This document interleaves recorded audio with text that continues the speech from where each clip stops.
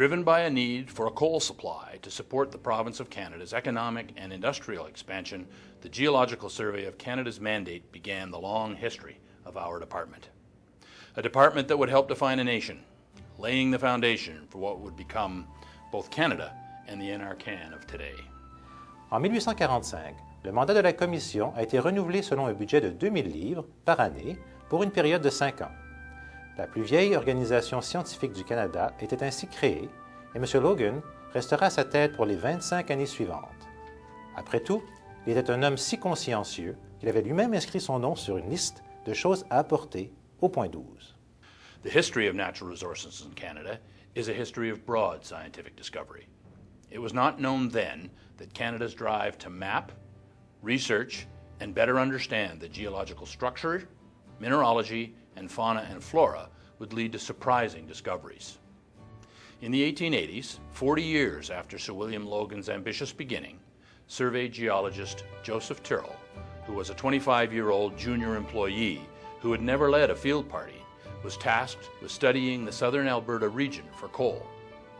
While he did find coal, what he is best remembered for is finding dinosaurs. And so began a tradition of being at the forefront of Canadian science. George Dawson, qui ne mesurait que 4 pieds 8 pouces et dont le nom a été donné à la ville de Dawson, a marqué l'histoire pour avoir repoussé les frontières du Canada. Il a été le directeur de la Commission géologique du Canada de 1895 à 1901 et son travail d'analyse géologique et de cartographie des rivières guidera les prospecteurs durant la ruée vers l'or de 1896 au Klondike. In the same way, the Geological Survey was foundational to national development. Canada's forest industry factored prominently in shaping the country. Transformation then, as it does now, underpinned the development of a cornerstone of the Canadian economy. Around the same time as Logan began his survey, the revenues from lumber equaled $146,908, the equivalent to $4 million in current prices.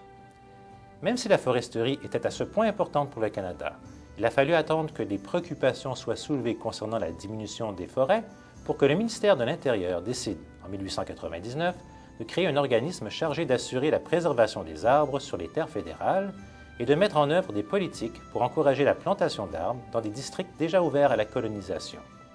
Elihu Stewart was appointed the Chief Inspector of Timber and Forestry.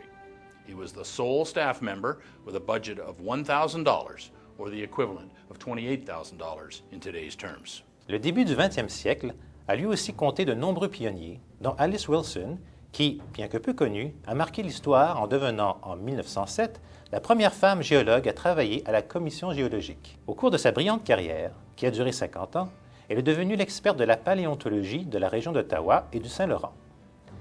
Au cours des années suivantes, l'organisation a connu un essor important. En 1909, on a créé le laboratoire de recherche sur les combustibles, précurseur du complexe de la rue Booth. En 1913, on a établi le laboratoire des produits forestiers du Canada à Montréal. Puis, en 1917, on a inauguré le deuxième laboratoire forestier fédéral à Vancouver pour mener des essais sur le bois destiné à la construction d'avions de guerre. In the 1930s, with the advent of new methodologies, Canada became a world leader in forest fire prevention. Jim Wright, the father of forest fire research, developed the Fire Danger Rating Index based on weather data.